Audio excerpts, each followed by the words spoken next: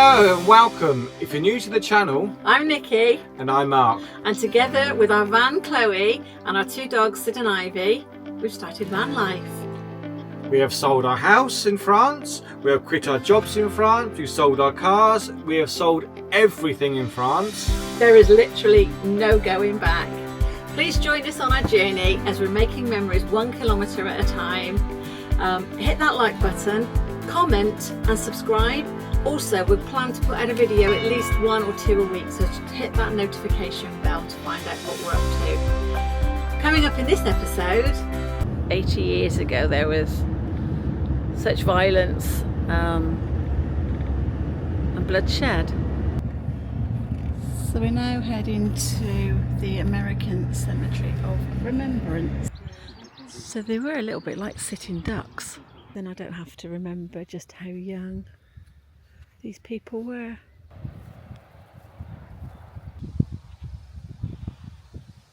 It's strange to imagine that 80 years ago there was such violence and bloodshed.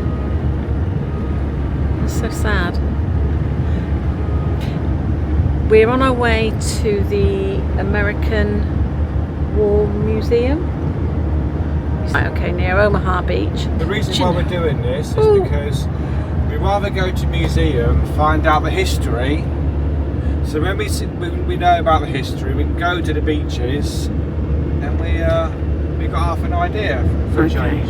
Some of these little villages are really nice. And what they must have gone through during the war was just incredible. So we're now heading to the American Cemetery of Remembrance. Normandy, American Cemetery and Memorial.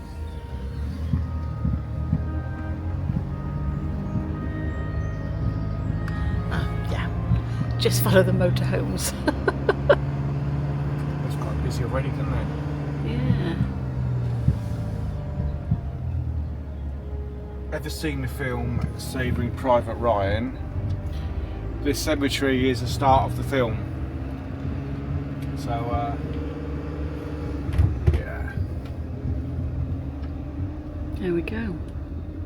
It is actually one of Mark's favourite films. But you've never seen it, have you? It's a little bit gory for me, but I don't know. Having been here now and known a bit more history about it, then yeah, possibly I might watch it. So from the cemetery you can actually see the sea, and I'm guessing the beaches then, where the American landed. Omaha Beach and Utah Beach. This would be Omaha Beach. So 80 years ago, the 6th of June,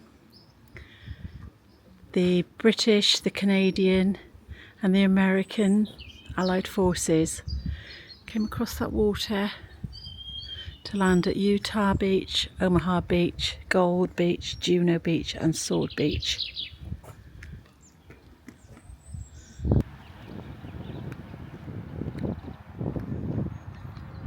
Can't imagine all of those boats, all of those soldiers.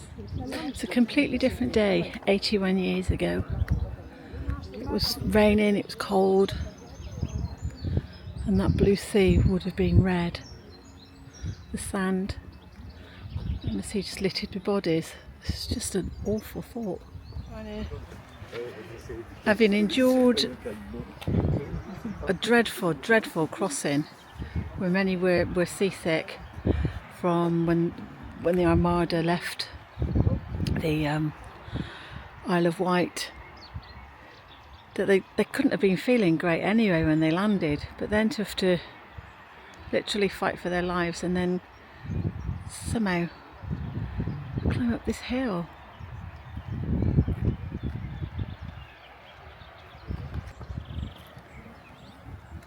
So landings had to take place in Normandy and this particular area because the harbours at Le Havre were too deep, and Cherbourg was too deep, and there were big German forces in both of those places. So this is why they they built a harbour just down the road at Arromanches, because this was the ideal place to land.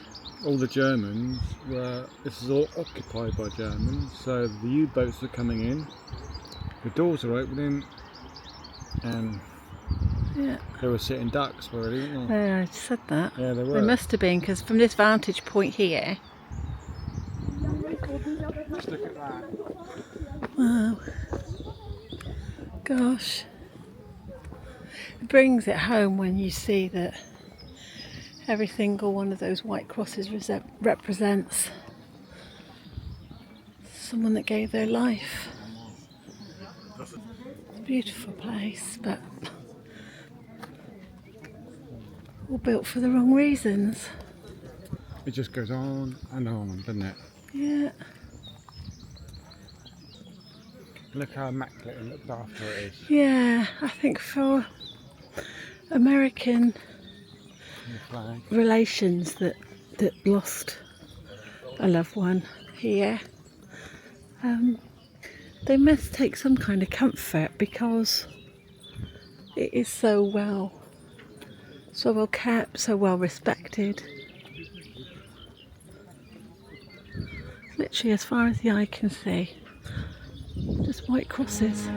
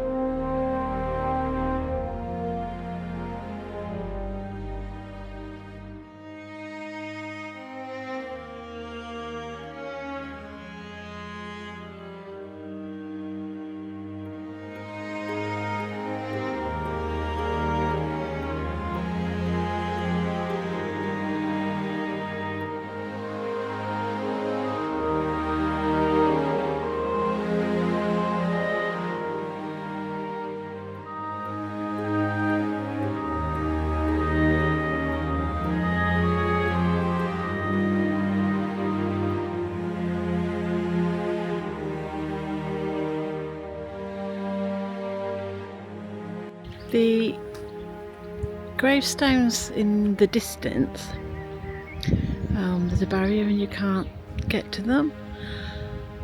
This is just a surmising on my part that maybe they were all the D-Day landings, because the area now that we're in, that you can read the grave marks, the gravestones. And here we've got Whitney P. Morrison, is a sergeant of the 359th Infantry 90 Division. He was born in Massachusetts, but he died on June the 14th, 1944. So a lot of these were killed in June and July. Some of obviously the fighting went on and on for 100 days. So whether the graves that we can now walk amongst weren't part of the D-Day overload.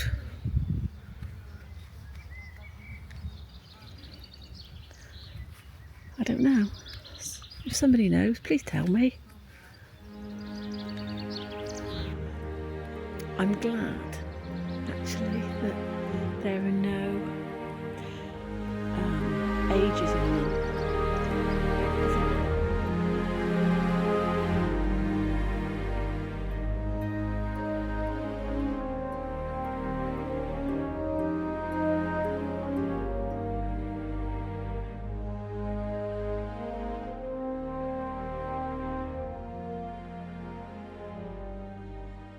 Yeah, well, I would say, darling, that it's a Jewish stone.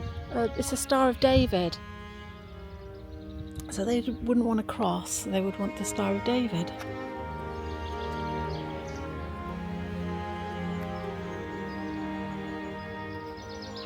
Sad. None but to God. Here rests in honour and glory, Comrade in arms, known but to God. How sad. How sad. Everyone is so respectful, which is good.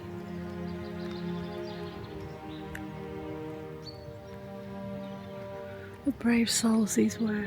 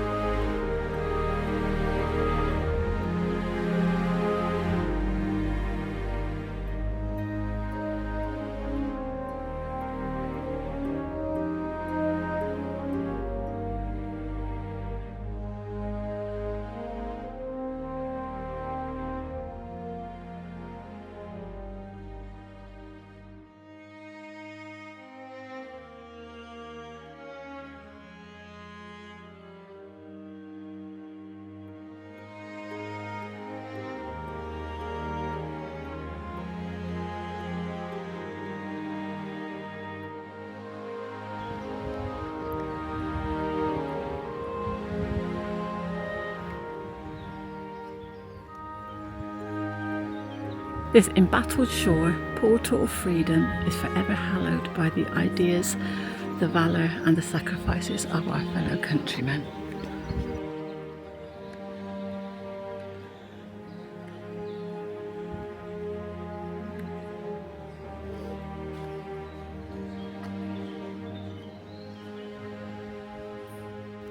So we've just left the memorial at Omaha Beach. It's the sheer size of it is just incredible. Just row upon row upon row upon row of just white crosses and Star of David. It's very sad, but it's very beautiful how the French are still honouring these people 80 years on. It's lovely to hear birdsong actually.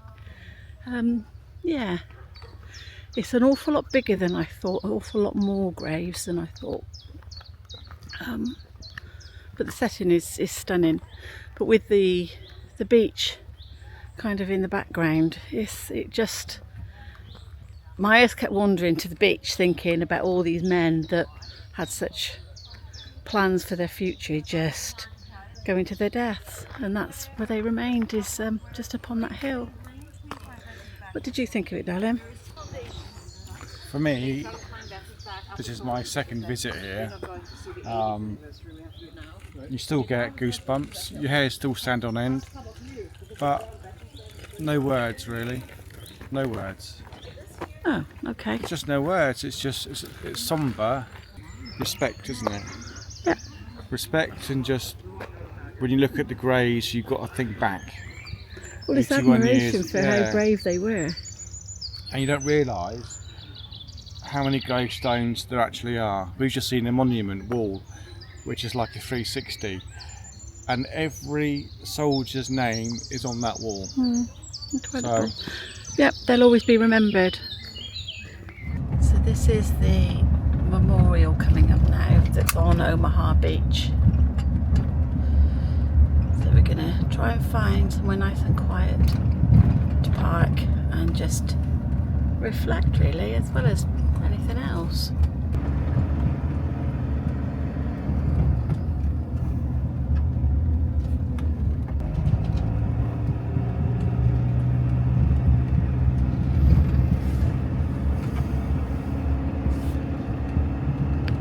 On June the 6th, around 8 AM, hundreds of men were stuck on this beach amongst the destroyed landing craft. In front of them was a small Rouquette Valley, protected by 2 fortified points. Today, all that is visible is one large gun in its blockhouse. It was hit by fire from the approaching vessels a kilometre away and was destroyed for good by a half track. The US engineers immediately opened this road towards the plateau, and at 3 PM the heavy US equipment took this first and only cleared exit from the Omaha site. The 1st Division, Big Red One, used the blockhouse as a command post, and soon thousands of GIs took this road to liberty. The engineers continued their work. They quickly built the artificial harbour, and on that plateau an airfield which allowed the evacuation of 11,000 injured men in June and July of 1944. And that's it. Don't mess with that, will you?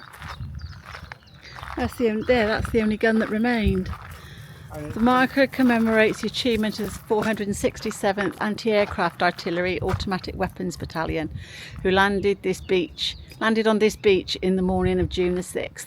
The battalion suffered a heavy casualties in the neutralisation of the enemy bunkers guarding the beach.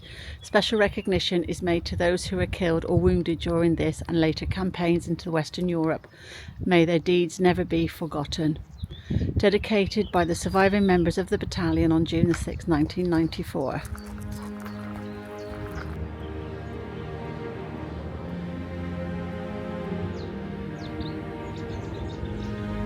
This is Omaha Beach.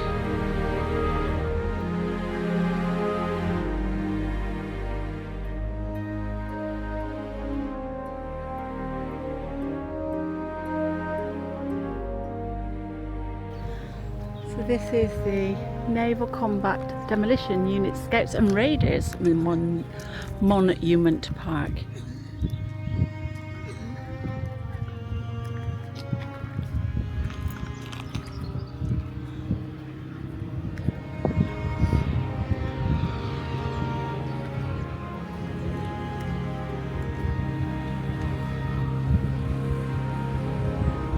The sound comes from over 100 sites around the world where the Naval Combat Demolition Units, Naval Scouts and their successors trained, fought and bled. Ordinary men, extraordinary deeds.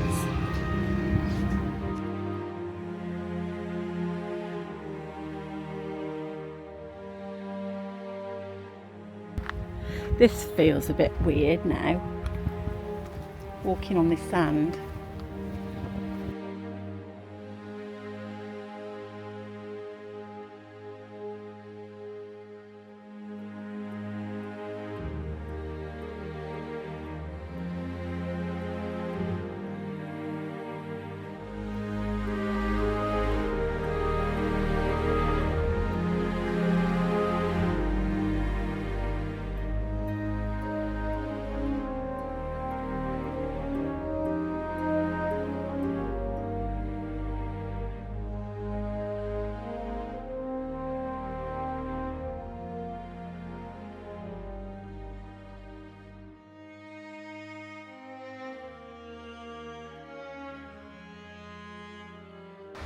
Omaha Beach.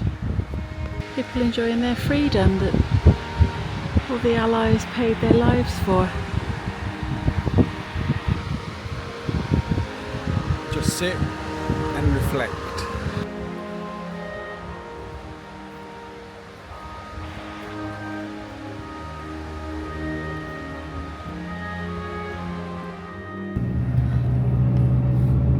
So we're just coming up to Versailles, which is Gold Beach, where the British landed, and I just wanted to film some poppies.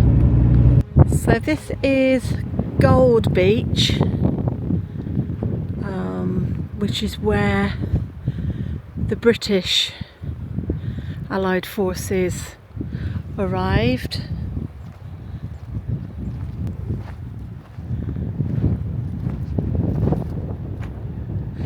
It's a lot more desolate here. I don't know. I guess these would have been put in by the Germans. Spikes. Oh, maybe. Over there in the distance is the harbour that they made at Arromanches, and then just upon the hill is the British Memorial.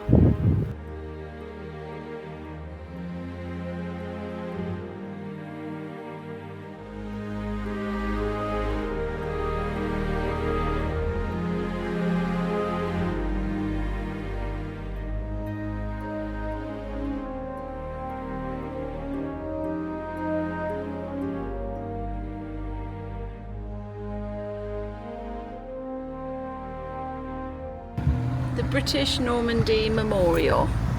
We did the American one yesterday. We're going to do the British one today. We've just been down to the beach, as per usual, it's very windy, so hopefully it won't spoil the footage. It's the Winston Churchill Centre there. Obligatory toilets. And we're gonna park up here somewhere. The beaches and the beachhead, June the 6th to June the 15th, 1944. It was the greatest amphibious assault in history. It was June the 6th, 1944 when British forces played a critical role alongside forces from the United States, Canada and other Allied nations in the landings which opened the way to the liberation of Western Europe and the restoration of peace and freedom. It was D-Day, a day that altered the course of our history when tens of thousands of Allied troops landed on 5 beaches in Normandy and in airborne operations inland to overcome the tyranny which had spread across France and much of Europe from Nazi Germany. D-Day was just the beginning of the campaign known as Operation Overlord. On the 7th of June and for weeks beyond that, the Allied fleet continued to rush troops to Normandy while warships offshore continued to provide crucial gunfire support. By mid-June, the Allied land forces, under the command of Britain's General Sir Bernard Montgomery, were firmly ashore. But German forces were fighting back. The outcome of one of the most important battles of the 20th century hung in the balance.